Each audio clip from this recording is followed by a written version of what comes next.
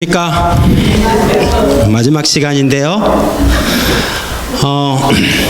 제가 원래 오늘 이 마지막 시간에 하려고 했던 걸 조금 바꿔서 다시 처음으로 한번 돌아가 보려고 합니다. 그게 좀 필요할 것 같아서요.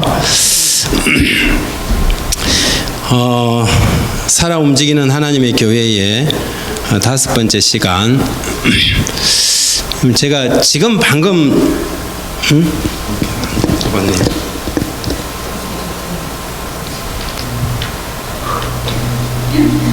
방금 전에 제가 글자를 하나 썼습니다. 방금 전에 썼는데 이렇게 썼어요. 가, 사, 비, 전. 장로님 무슨 말 같습니까? 가. 사귀고. 오후 강의를 너무 잘 들으셨어요. 사귀고. 가는 뭐 같아요?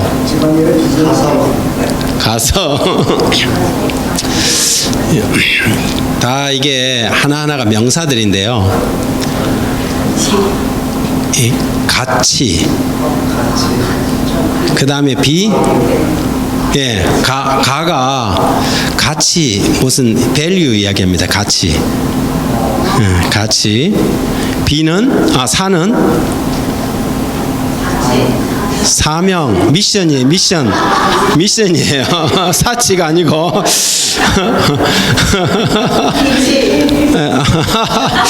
가치, 사명, 비전, 마지막에 그 좀 비슷하게 나와야죠. 가치, 사명, 비전, 전략. 여러분, 이게 한 공동체를 이끌어가는 굉장히 중요한 이 요소들을 지금 적은 거예요. 우리 공동체가 가장 가치 있게 여기는 게 뭐냐 이거죠. 교회가 우리의 가치는 뭐다? 어디에 가치를 둘 것이냐? 여러분, 교회의 진정한 가치는 어디에 둬야 돼요? 돈입니까? 영혼이죠, 영혼. 그 사람의 가치를 두는 겁니다. 그죠? 참된 가치는 사람에 있습니다. 그죠? 교회 건물에 있는 것도 아니고, 교회 재정에 있는 것도 아니고, 진정한 가치는 사람에게 있습니다. 그래서 사람이 다치고, 사람이 마음 상하고, 사람이 손해보는 일은 그 어떤 일을 위해서라도 하지 말아야 돼요. 그게 아무리 교회에 수익이 좀 된다 하더라도 그것으로 인해서 사람이 잃어버린 바 되면 하면 돼요, 안 돼요? 해서는 안 되는 거죠. 천하보다 귀한 게 뭔데? 사람이잖아요. 그죠? 한 영혼의 가치잖아요. 그런데 우리는 종종 교회 일을 하면서 영혼을 잃어버릴 수도 있어요? 그래서 왜냐하면 가치 척도가 잘못되어 있어서 그래요. 가치 척도가 잘못되어 있어서 그래요.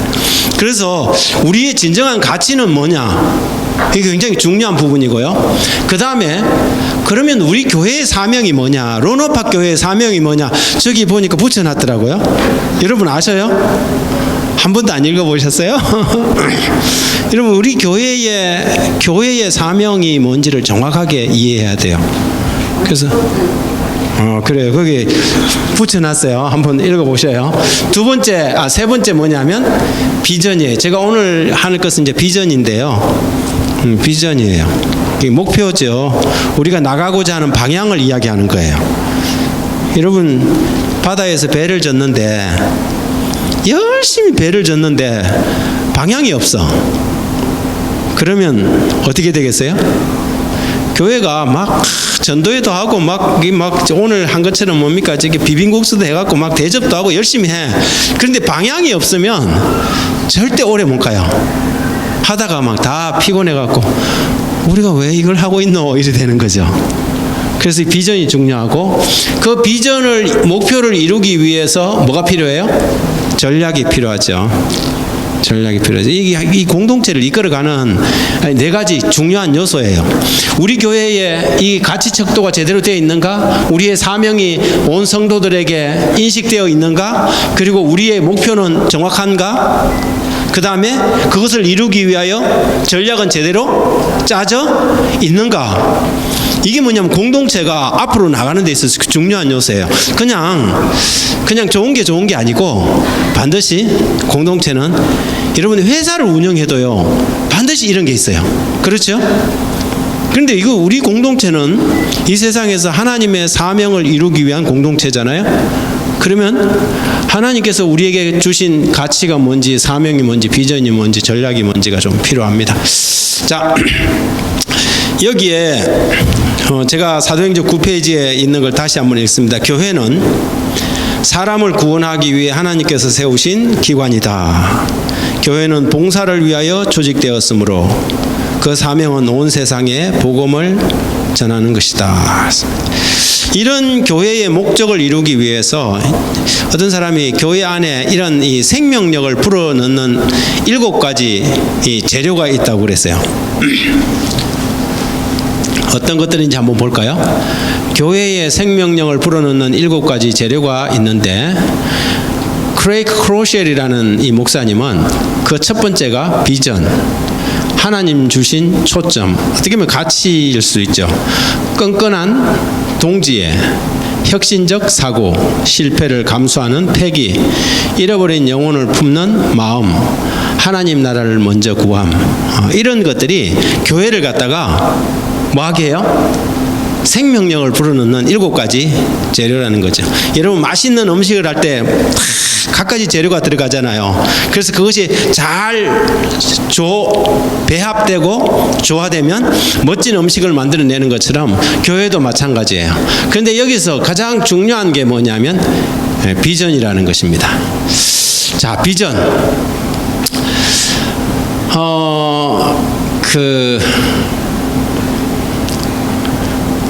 이 하버드 대학에서 한 번은 이런 조사를 한 적이 있대요.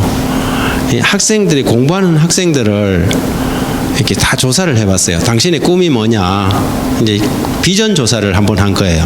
그랬더니 27%의 사람들이 뚜렷한 목표가 없더라는 걸 발견했어요. 공부만 열심히 했어요.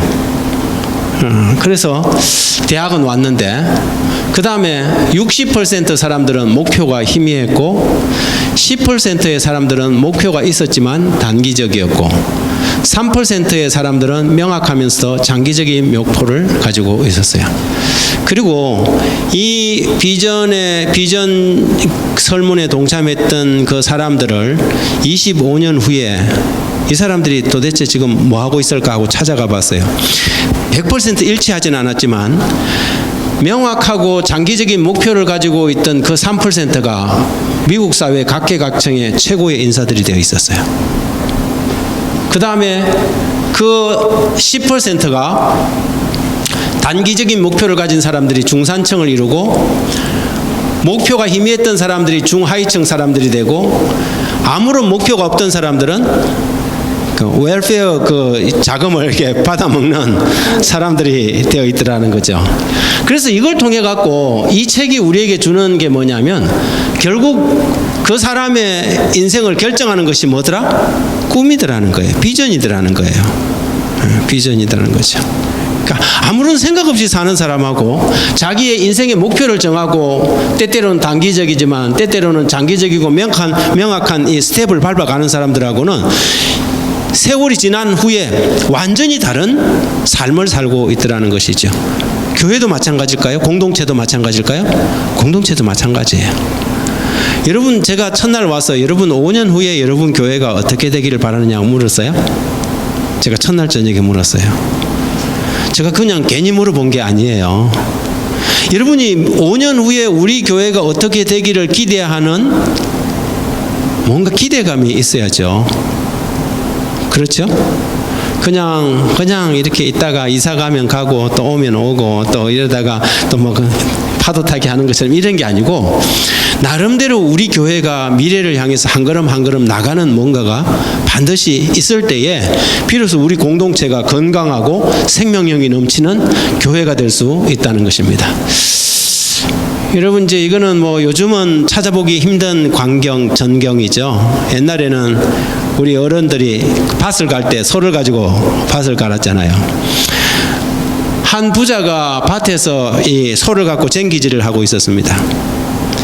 그런데 아버지는 나이가 이제 70이 다 된 노인이고 아들은 이제 40대 건강한 이 장년인데 이상하게 이렇게 밭을 가는데 아버지가 이렇게 갈아놓은 밭은 이렇게 막 자를 잰는 것처럼 이렇게 반듯반듯한데 아들이 간 밭은 막 갈지자를 그리는 거예요.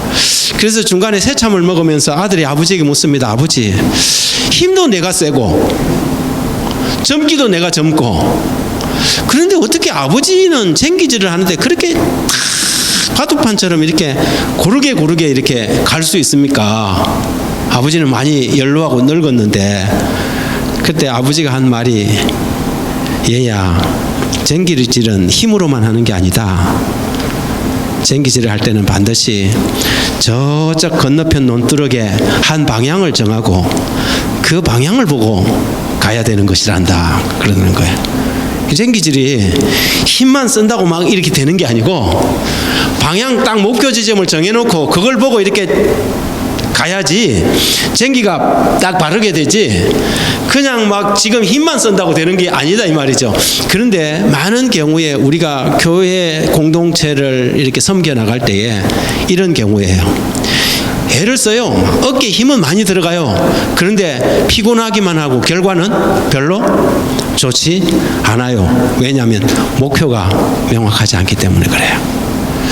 그래서 여러분 우리가 이 교회가 생명력이 넘치고 이 교회 공동체가 활력 있는 교회가 되기 위해서 반드시 필요한 것이 뭐냐면 비전이에요. 비전. 그런데 그 비전은 어떤 비전인가? 여러분 그런 게 있잖아요. 비전이 없는 사람들은 어떻게 된다? 비전이 없으면 백성이 방자히 행한다 그랬잖아요. 그런데 다른 표현 영어 성경은 망한다 그렇게 번역되어 있는 것 같아요. 비전이 없는 백성은 뭐 한다? 망한다. 그런데 그 비전이 어떤 비전이어야 하느냐? 이게 뭐예요? 이 기계가 공유기라 그래요. 공유기. 그죠? 공유기. 공유되지 않는 비전은 허무하다. 무슨 말일까요? 여러분 장로님 이 교회 비전이 뭐죠? 한 영혼을 구원한다. 집사님 이 교회 비전이 뭐예요?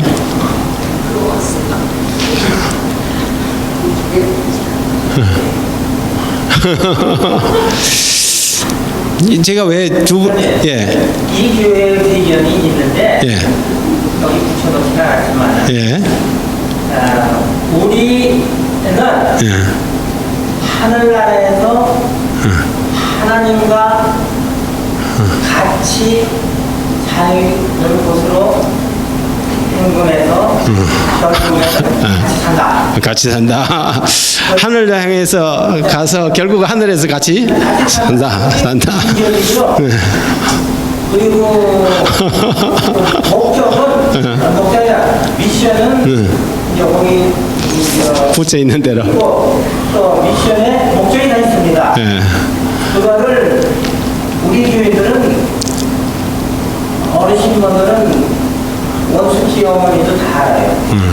90세 어머니 안 믿는데 그게 그렇게 공유되지 않는 비전은 험하다. 굉장히 중요한 부분이에요. 이 무슨 말이냐면 비전을 이야기하면 노인부터 시작해 어린 아이들까지 다 같은 참새처럼 짹짹짹하고 똑같이 외울 수 있어야 돼요. 그게 공유된 거예요. 공유가 되지 않으면 비전이 아니에요. 비전을 아무리 멋지게 잘 만들어놔도 공유가 되지 않으면 그것은 비전이 아니다. 공동체 비전이 아니에요. 목사님 비전일 수 있고 장로님 비전일 수 있고 선교회장의 비전이더라도 그것이 공유되지 않으면 비전으로서의 효력을 발휘하지 못한다는 거죠. 그러니까 오늘 이 강의를 마치고 나면 이 교회가 제일 먼저 해야 될 일이 뭐냐면 비전을 정해서 비전을 공유하는 거예요.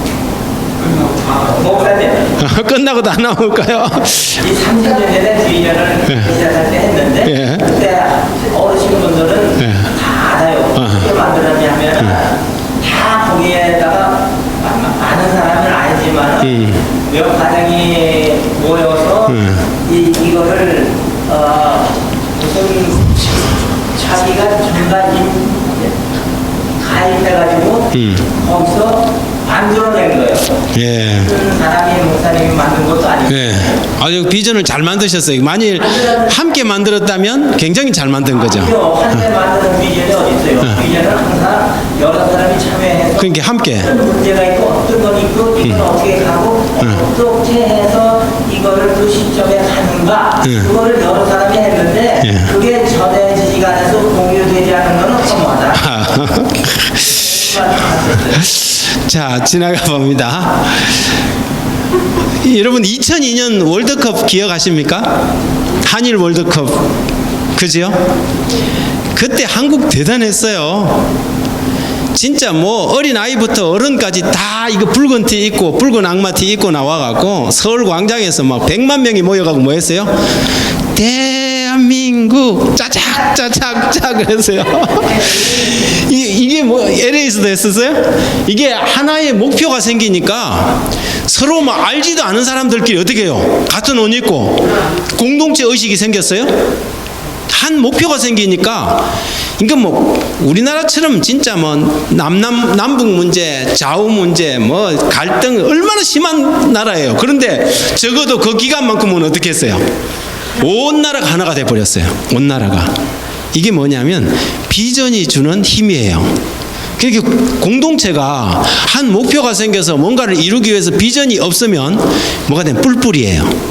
그래서 가끔 가다 우리 교회는 연합이 잘 안 된다 그러죠. 왜 그럴까요? 비전이 없어서 그래요. 가장 큰 문제는 우리가 함께 가야 할 비전 방향이 없으면 이게 뭐 다 이렇게 이제 각자 열심히 하는데 각자 열심히 하는 게 힘이 없는 거죠. 그래서 명확하게 우리가 함께 열광할 수 있는 비전을 만들어내는 것이 중요합니다. 제가 한 교회를 소개합니다. 부산에 가면 한국에서 제일 큰 교회 이름 알아요? 교인이 제일 많은 교회. 여의도 순복음교회. 자기들 말로는 한 70만 명 된다 그래요. 한 교회가 70만 명 된다 그래요. 뭐 그리 되는지는 정확하게 모르겠지만 그런데 한국 교회를 순복음교회가 리드해 갈까요 지금? 사랑의 교회가 할까요? 아니에요. 여러분 교회가 크다고 그 교회가 한국 사회를 이끌어가는 거 아니거든요. 이미 순복음교회는 이미 그 영향력이 그냥 바닥을 쳤어요. 아무도 그 사람들한테 감동도 받지 않고 그러지 않아요.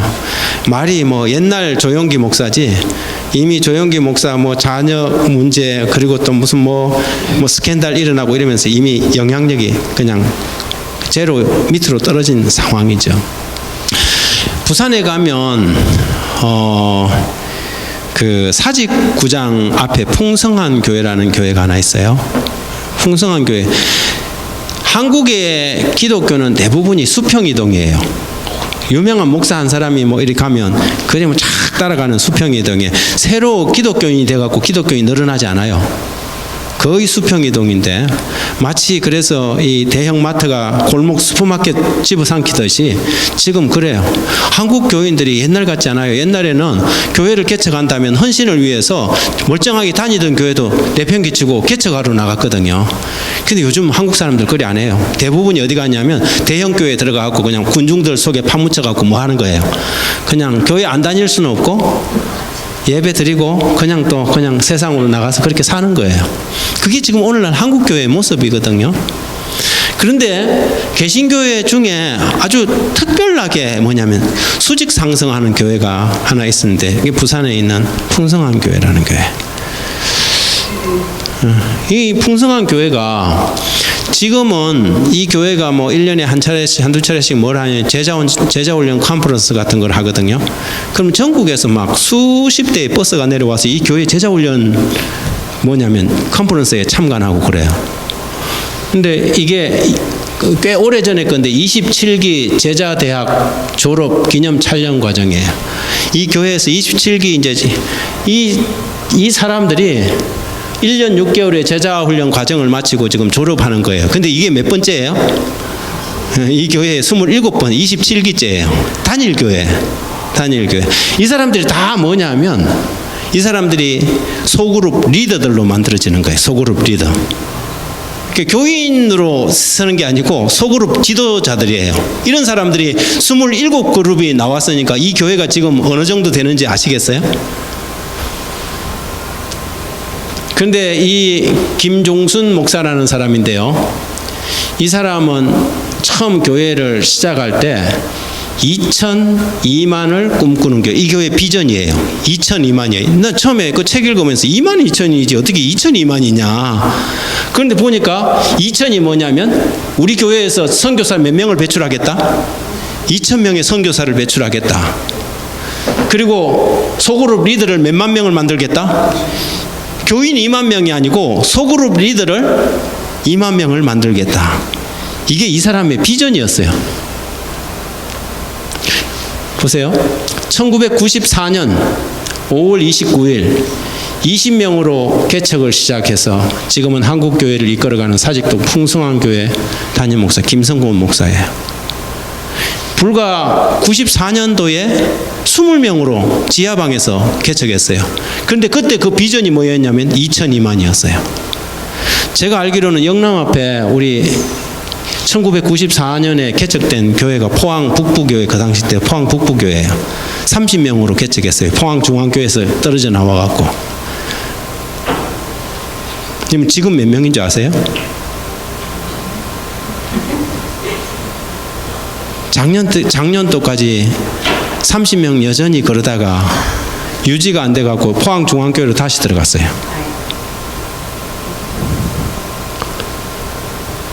여러분, 왜 저 교회는 같은 해에 개척이 돼갖고 지금 한국 사회를 리드하고 있는 교회가 됐는데 같은 해에 개척해 나온 그 교회는 30년 세월을 방황하다가 다시 들어갔을까요? 뭐 여러 가지 이유가 있을 거예요. 그런데 우리가 잘못한 그 교회 말고 제대로 된 교회의 원인이 뭘까, 요인이 뭘까 생각할 때 이 교회는 처음 개척할 때부터 방향이 있었어요. 비전이 있었어요. 가야 할 명확한 목표가 있었다는 거죠. 여러분, 론업학 교회가 비전 없이 5년이 지나면 이 교회가 달라질까요? 10년이 지나면 희망이 보이고 뭔가 새로워질까요? 그렇지 않다고 생각해요. 그런데요, 여러분, 우리가 뭐 예를 들어서 뭐 200명을 만들자, 300명을 만들자 뭐 이런 게 아니라 할지라도 뭔가 손에 잡히는 비전이 있어서 그 비전을 향해서 나가면 아무리 우리 여건, 우리의 이 선교 환경이 어렵다 하더라도 비전이 형성되고 나면 교회가 꿈틀거리기 시작하고 명확하게 가야 할 길을 보는 것이죠. 그래서 우리 공동체에 있어서 제일 중요한 게 저는 그것을 갖다가 꿈이라고 비전이라고 봅니다. 우리의 비전이 뭔가? 우리는 어떤 꿈을 꾸고 있는 교회인가? 그런데 이제 꿈을 성취하는 조건이 있어요. 같이 읽어봅니다. 시작. 꿈은 꾸는 자의 몫이 아니라 대가를 지불하는 자의 몫이다. 뭐 이성훈 선수, 여러분 이 스피드 스케이팅 뭐 하는 선수들 있잖아요. 이 선수들이 얼마나 이렇게 그 금메달을 따기 위해서 애쓰는지 아시죠? 뭐 현정화 선수가 옛날에 탁구 할 때 얼만큼 연습하느냐 하니까 치다가 힘이 빠져서 무릎으로 주저앉으면 코치가 다시 이렇게 세워서 300개 더 칠한다 그래요. 여러분, 우리가 어떤 목표를 정하면 거기에 대한 반드시 뭘 지불해야 돼요?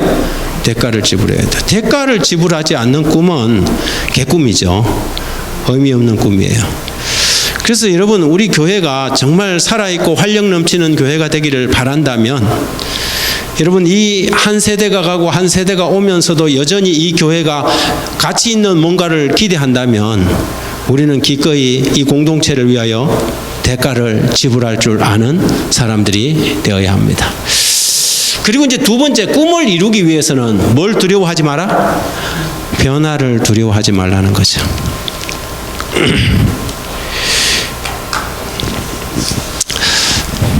제가 그 통영 천문교회에서 이제 한 4년을 목회를 했는데요. 제가 이렇게 우리는 어차피 그 인사 이동을 하는 시스템이에요. 그죠? 여기는 몇 년 만에 한 번씩 하나요, 보통? 뭐 6, 7년, 8년, 10년도 뭐 있는 사람들이 있더라고요. 한국은 저는 목회를 해보니까 5년, 4년이에요. 5년, 4년마다 한 번씩 이렇게 인사 이동을 제가 했어요. 그래서 제가 딱 생각을 했죠. 아, 어차피 나는 5년 내지 4년 한 교회를 섬길 수밖에 없구나. 만일 그렇다면 어떻게 내가 섬기는 동안 이 교회를 한 단계 업그레이드 시키는 것이 내 목표가 돼야 되겠다. 저는 이제 목사로서 저는 그런 생각을 한 거예요.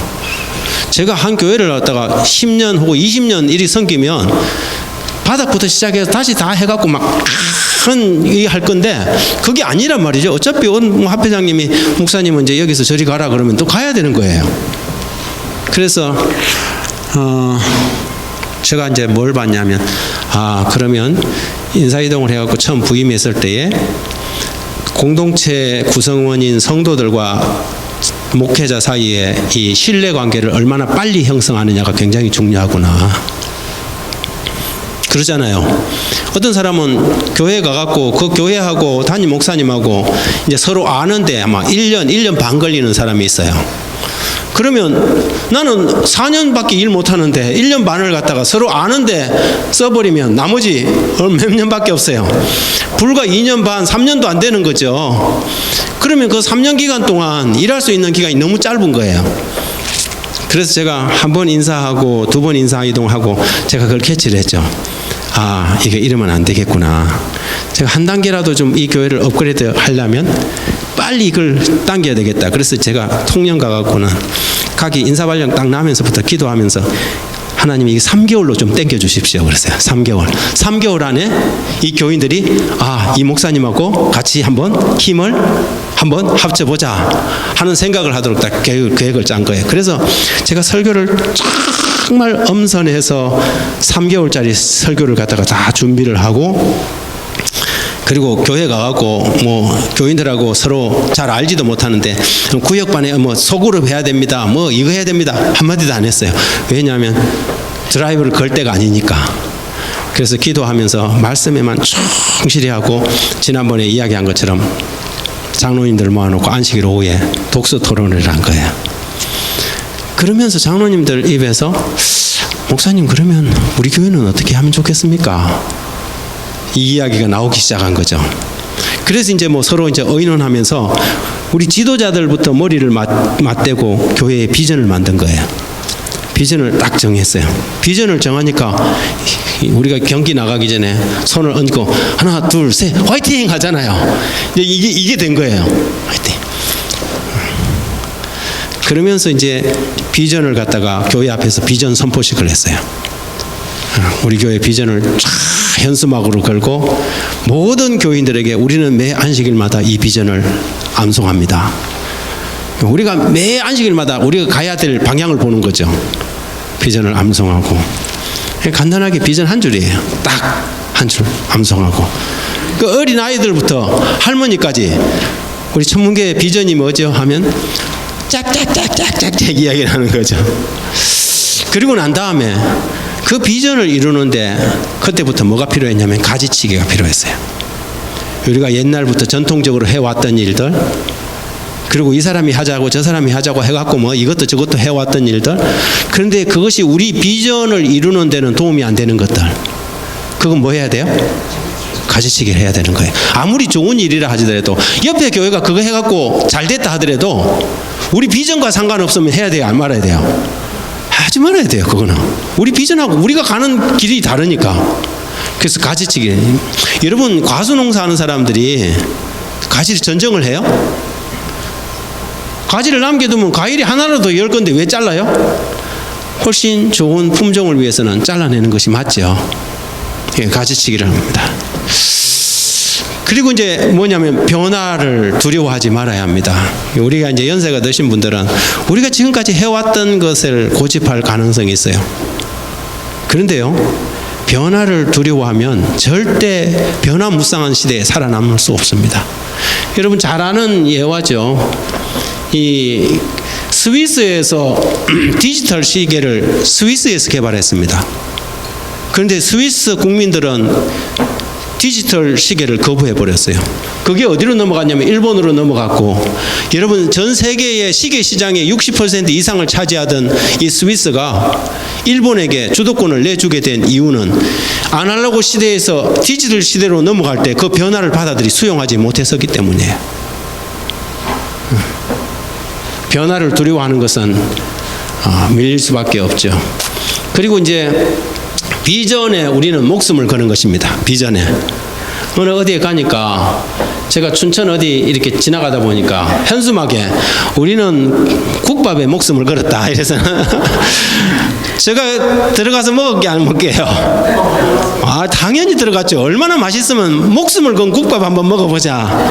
제가 들어가서 국밥 맛있더라고요. 그게 감동이 되더라고요. 이 사람들은 국밥에다 뭘 걸었다? 목숨을 걸었다는 거죠. 우리 교회도 목숨을 걸 만한 비전이 있어야 된다 하는 것입니다. 여러분 알죠? 오렌 버핏 이 사람하고 밥 한 끼 식사 한 끼 하려 그러면 예약하려 그러면 돈을 뭐 어마어마하게 내야 된다 그래요. 그런데 이 사람하고 늘 같이 다니는 사람이 있었어요. 이 사람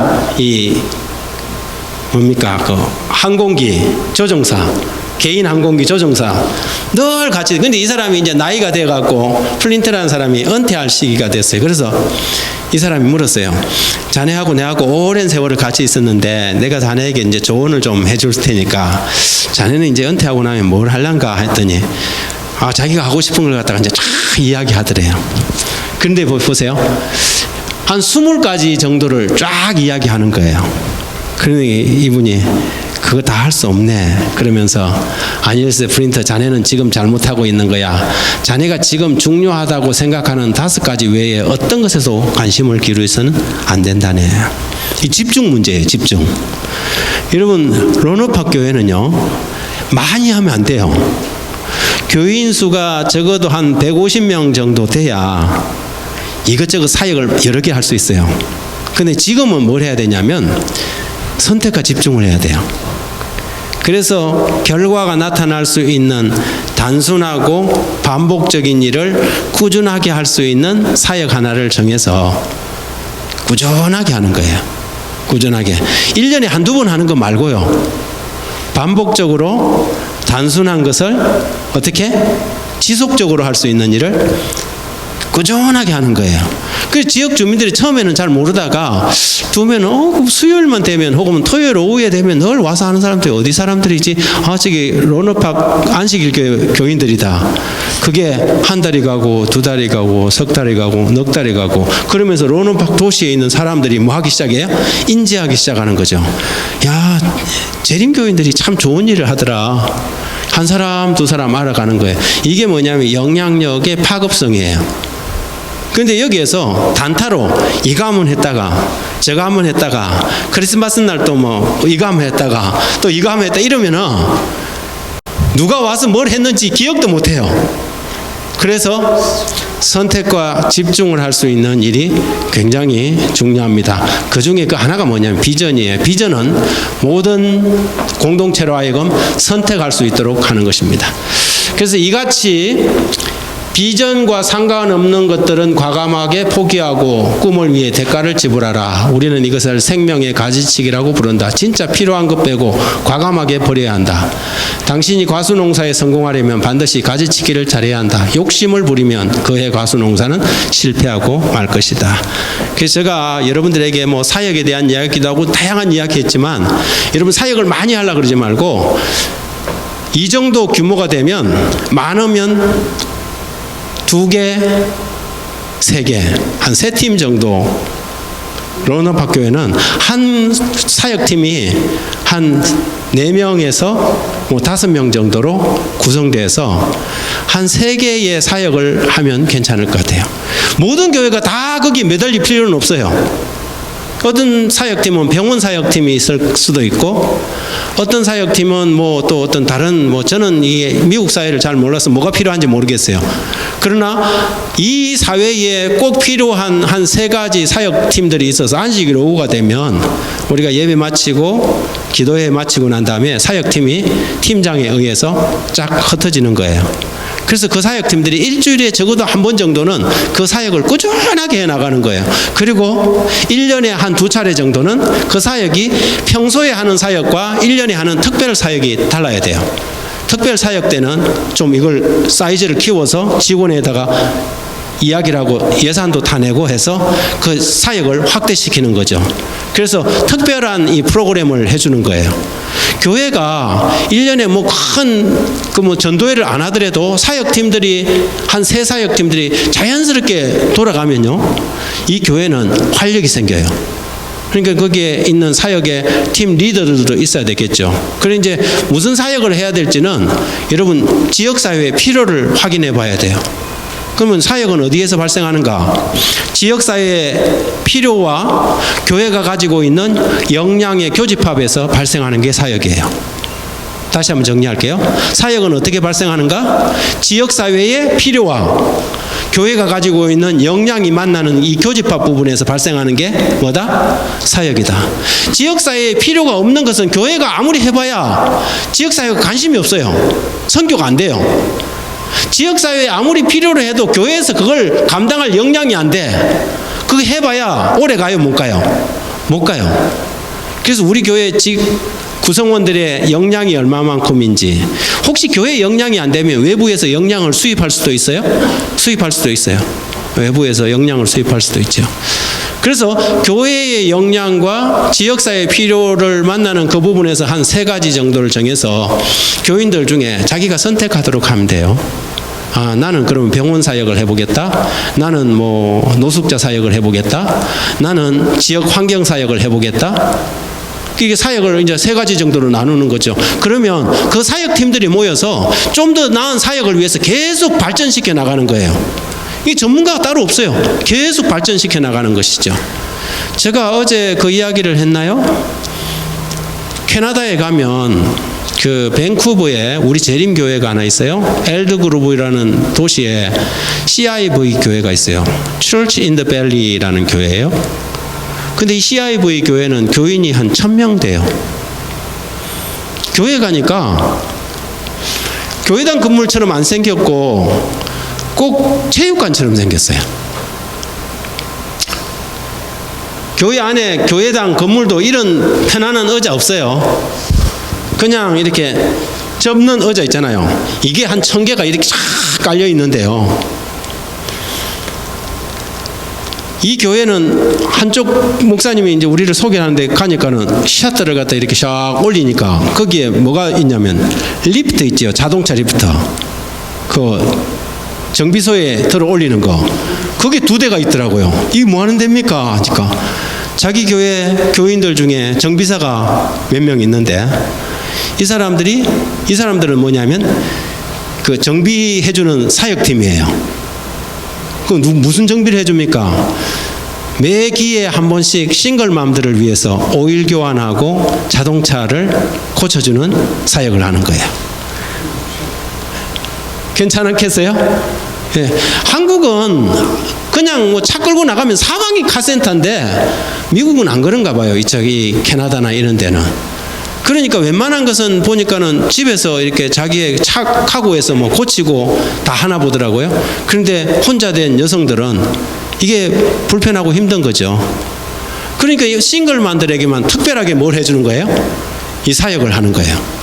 그래서 매 한 석 달마다 싱글맘들이 이 교회에 와갖고 이 혜택을 받고 가는 거예요. 근데 이 교회가 그 사역만 하는 게 아니고 다양한 사역을 해요. 이 교회의 목표는 1000개의 사역을 하는 것이 이 교회의 목표예요. 1000개. 대단한 계획을 가지고 있죠. 뭐 보니까는 아침에 가갖고 한 사역팀은 공립학교에 가갖고 아침에 밥 못 먹고 오는 아이들에게 밥 해주는 사역팀도 있고요. 그리고 집재주기 사역팀도 있고 별별 사역팀들이 다 있어요. 저는 이 론업학교회 같은 경우에는 2개 내지 한 3개의 사역팀이 자연스럽게 돌아간다면 정말 이 교회가 우리는 안식일마다 하는 일도 없이 뭐 할고 이러지 말고 여러분 한번 생각해 봐요. 분명히 할 게 있어요. 근데 그 사역팀이 그걸 한다고 해서 당장 막 교인이 막 10명, 20명 늘어나는 건 아니에요.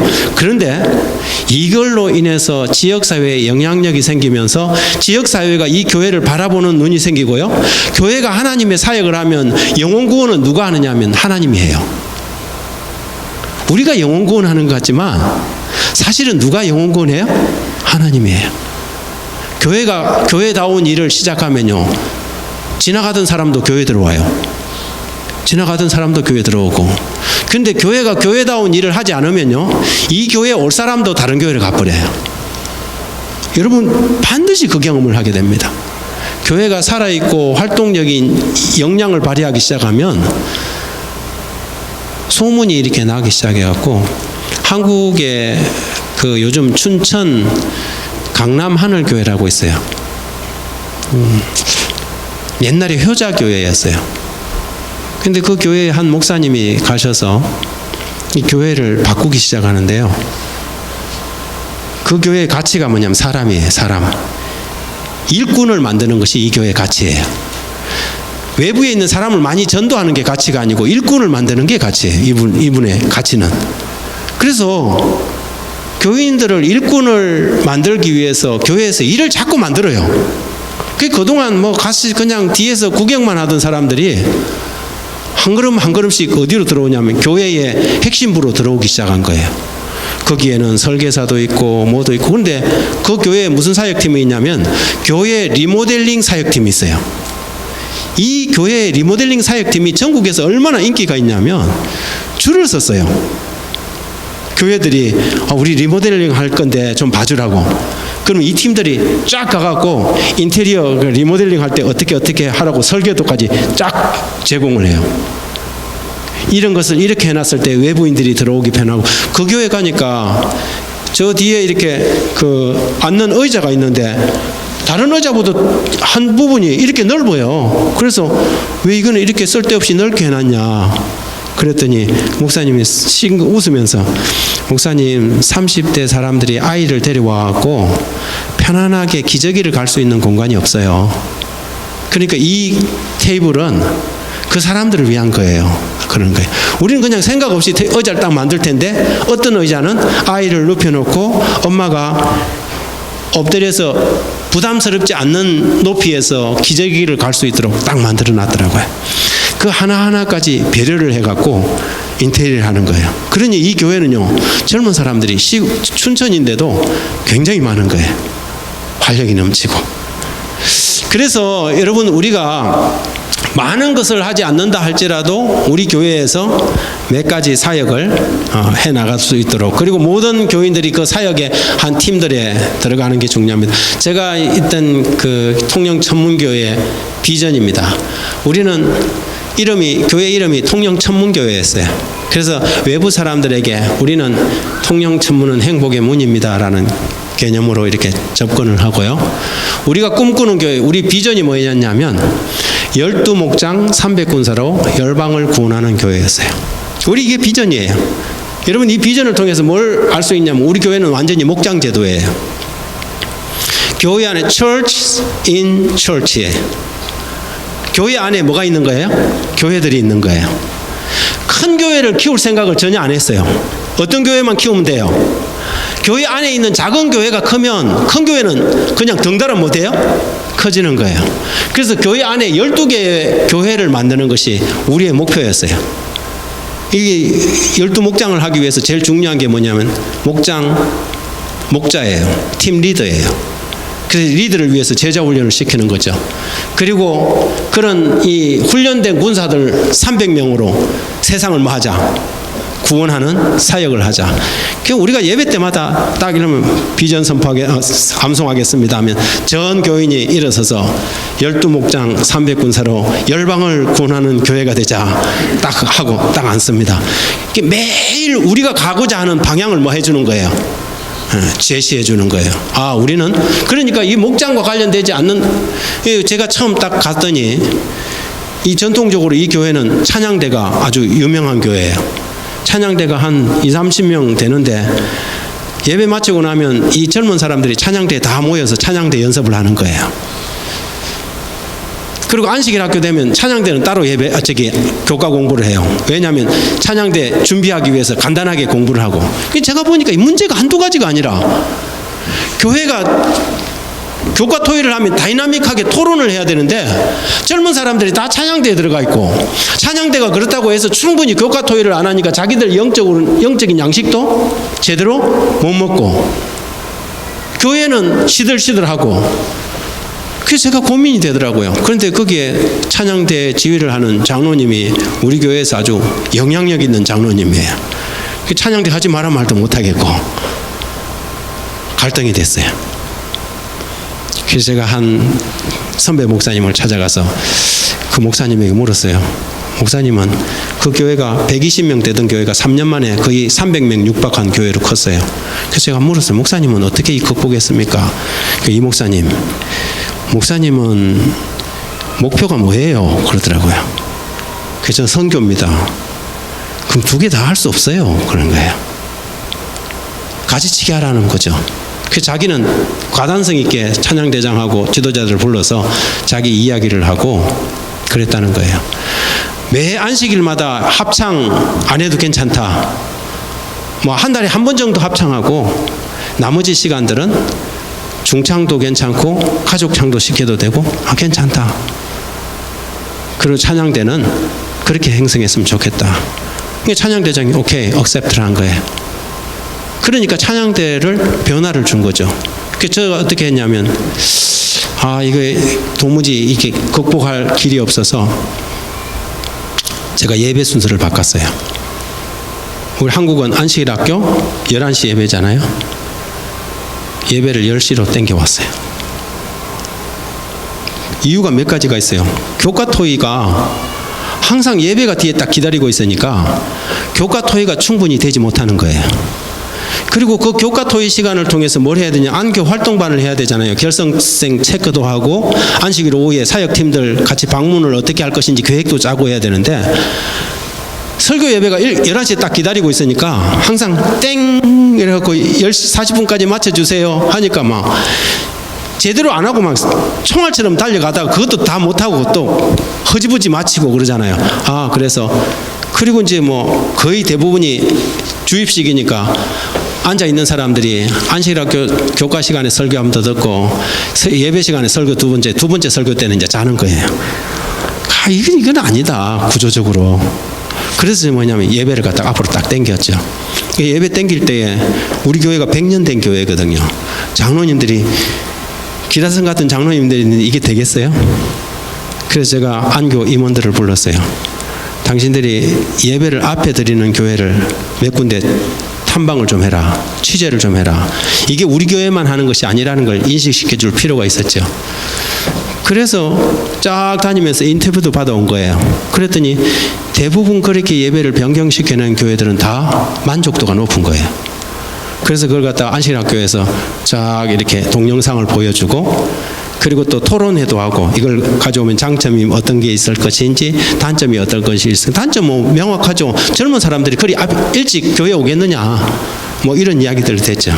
그런데 다행스럽게 우리 교회는 아침 9시 20분 되면 교인 수의 80%가 교회 다 와요.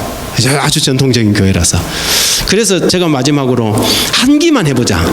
한 기만 해보고 우리하고 너무 안 맞으면 다시 돌아온다. 그리고 한 기를 약속하고 했는데 한 기 후에 설문을 받으니까 99%가 이대로 하자는 거예요. 그리고 예배를 딱 바꿨어요. 예배를 딱 바꾸고 난 다음부터 교회가 분위기가 완전히 달라졌어요. 왜냐하면 예배 마치고 예배가 교회에 와갖고 가장 찬양 열정적으로 부르고 정신이 가장 맑을 때 예배 드리고 말씀 듣고 그리고 각반으로 쫙 흩어지는 거예요. 각반으로 흩어지면 어떤 반은 12시 반에 마치고 어떤 반은 11시 55분에 마치고 그거 마음대로 해요. 토의가 얼만큼 진지해지냐에 따라서. 그러니 예배 시간 마치고 난 다음에 부엌에 가고 줄 설 일도 없어. 어떤 반은 빨리 마치고 가서 빨리 밥을 먹고 어떤 반은 진지해져 갖고 토의가 막 열띤 토론이 돼갖고 12시 반까지 가는 사람은 조금 늦게 가고 대신 마지막 마지노선을 정해놓죠. 언제까지는 와라. 그런데 이 일로 인해서 교회가 완전히 변화되기 시작하는데요. 셋째 되는 해에 교인이 거의 한 30명 이상이 쫙 늘었어요. 근데 셋째 그 연말에 비교를 딱 해보니까 11금이 딱 2배가 됐어요. 1억 6천 나오던 교회가 2억 9,400이 나왔어요. 그러니까 영남 앞에 있는 교회들이 통영 전문교회가 무슨 일이 벌어졌냐 이렇게 관심을 가지기 시작하더라고요. 이유는 비전 때문이었어요. 우리가 비전을 정해놓고 그 비전에 맞는 교회를 만들려다 보니까 목장 중심의 교회를 만들어야 되잖아요. 근데 목장 중심을 하려면 아주 목장이 아주 다이나믹하게 돼야 되는데 아까 말하던 안식일학교, 찬양대, 예배 구성 가지고는 이게 될 수가 없는 거예요. 그래서 이걸 바꾸고 난 변화를 주고 나니까 완전히 교회가 달라졌던 거죠. 그래서 12목장 300군사로 열방을 구원하는 교회라는 이 비전을 가지고 시작했고요. 우리가 가려고 하는 이 방향을 7가지로 정리를 했어요. 목양 장로제로 건강한 지도력이 살아있는 교회. 우리 교회 장로님들은 행정 장로가 아니고 무슨 장로다? 목양 장로다. 목회자의 동력자인 목양 장로예요. 그래서 장로님들이 다 12목장에 한 목장을 맡아갖고 뭐 하는 거예요? 거기에서 목자와 함께 장로님이 목회를 하는 거죠. 그 다음에 제자훈련과 소그룹 중심의 생명력이 넘치는 교회, 어린이와 청소년 사역으로 미래를 이끌어가는 교회, 제가 아까 이야기했던 사기자초, 관계전도 실천하는 역동적인 성도들, 지역사랑 실천하여 칭찬받고 사랑받는 이웃교회, 피차 뜨겁게 사랑하고 영적으로 교제하는 사랑의 공동체, 세천사의 기별을 땅끝까지 전하는 사명 있는 교회. 그래서 우리 교회가 우리가 뭘 지향하는지 성도들이, 그래서 우리 교회에 이렇게 왼쪽에 큰 벽이 하나 있고 오른쪽에 있었는데 오른쪽에는 이게 붙어 있었어요. 내용은 4년 동안 한 번도 바뀌지 않았어요. 좀 낡으면 새 걸로 갈았을 뿐이죠. 똑같은 걸 붙여놓고 왼쪽 벽에는 뭐가 있냐면 다가오는 교회 행사 현수막이 붙어요. 이거는 계속 바뀌죠. 그러나 이쪽 오른쪽 거는 전혀 안 바뀌어요. 교인들이 항상 똑같은 목표, 똑같은 생각, 똑같은 방향을 가지고 나갔다는 것이죠. 그리고 이제 우리가 그 비전을 이루는데 이거는 2015년도 건데요. 우리 교회 선교 미션 플랜이에요. 칼렌더예요. 1월 달부터 시작해 갖고 12월 달까지 교회가 어떻게 무슨 행사들이 진행되는지 한눈에 딱 바라볼 수 있도록 교인들이 보면 다음 달에 뭐가 있네, 다음 달엔 전도회가 있네, 이번 강사는 누구네, 한눈에 다 볼 수 있도록 만들어 여기서 벽에 많은 벽에다가 딱 붙여놨어요. 교인들이 들어와서 1년 칼렌더를 제가 이 사업 계획서도 만들어 보고요. 다 해봤는데 사업 계획서 만들어주면 처음 받아가지 1년 동안 한 번도 안 열어보더라고요. 읽어보지도 않아요. 이건 안 되겠다. 그래서 계획이 뭐냐면 미션 칼렌더를 만든 거죠. 미션 칼렌더를 만들어서 여기서부터 이제 이거는 전도의 프로그램을 어떻게 할 것인지, 그래서 여기에 뭐 3월 달에는 교인들하고 베트남, 캄보디아 선교 여행 가는 거, 그 다음에 홍순회 원장 모시고 뭐 요리 세미나 하는 거, 최차순 원장 모시고 건강 세미나 하는 거, 이게 한 사이클이에요. 그리고 후반기 사이클.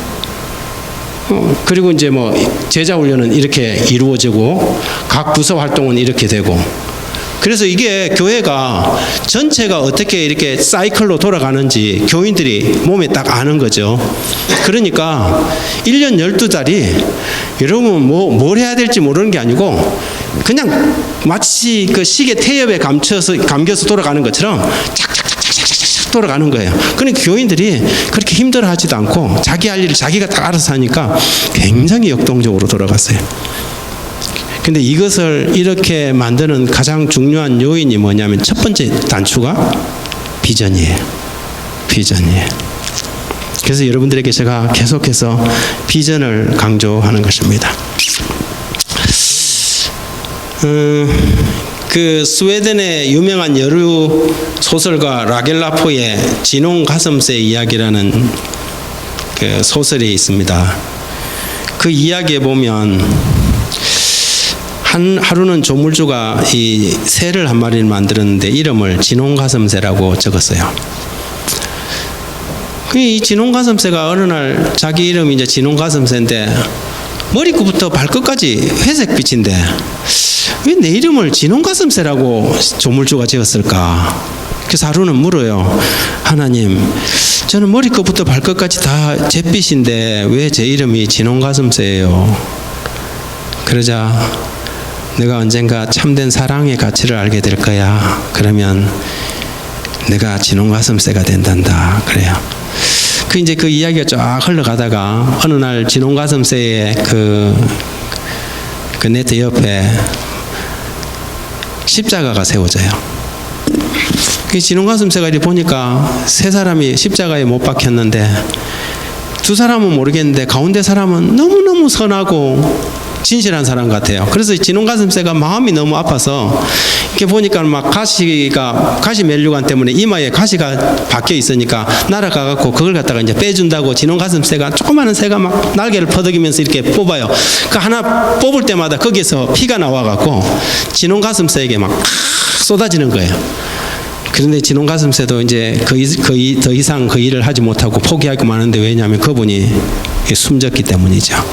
이 진홍가슴새가 개울로 가갖고 자기 몸에 있는 피를 이렇게 닦는데 다른 데는 다 지워지는데 어디만 안 지워져요? 가슴에 묻은 피만 지워지지 않는 거예요. 그리고 이 소설이 어떻게 진행하냐면 그 뒤로부터 새가 짝짓기를 해서 새끼를 낳으면 하나같이 다 어디가 빨간새가 나와요? 가슴이 빨간새가 나와요. 그래서 이야기가 이 라겔라프의 소설의 그 내용이에요. 우리는 그 속에서 이 크리스찬들에게 주는 메시지가 있어요. 그게 뭐냐면 우리 그리스도인들은 진홍가슴새라는 거죠. 우리 인생이 잿빛이었고 회색빛 인생을 살다가 어느 날 예수 그리스도를 십자가를 만나면서 우리의 가슴이 다 붉게 물들었어요. 그죠? 저는 이 자리 끝부터 저기 끝까지 언젠가는 이 진홍가슴새들이 가득 날아와서 앉았으면 좋겠습니다. 여러분도 그걸 원하십니까? 예. 이 교회가 비전을 가지고 꿈을 가지고 작은 발걸음이라도 과단성 있게 한 걸음을 내어 딛는다면 여러분 이 우리 주변 여건, 우리 선교 토양, 선교 환경이 그렇게 밝아 보이지 않는다 할지라도 이 사업은 사람이 하는 게 아니라 하나님께서 하시는 거구나. 우리가 우리의 최선을 다해서 하나님의 일을 해나가면 하나님께서 우리가 생각하지 못했던 방식으로 하나님의 교회를 변화시킬 것을 확신하면서 여러분 아름다운 진홍가슴새들이 되길 바라며 말씀 마칩니다. 감사합니다.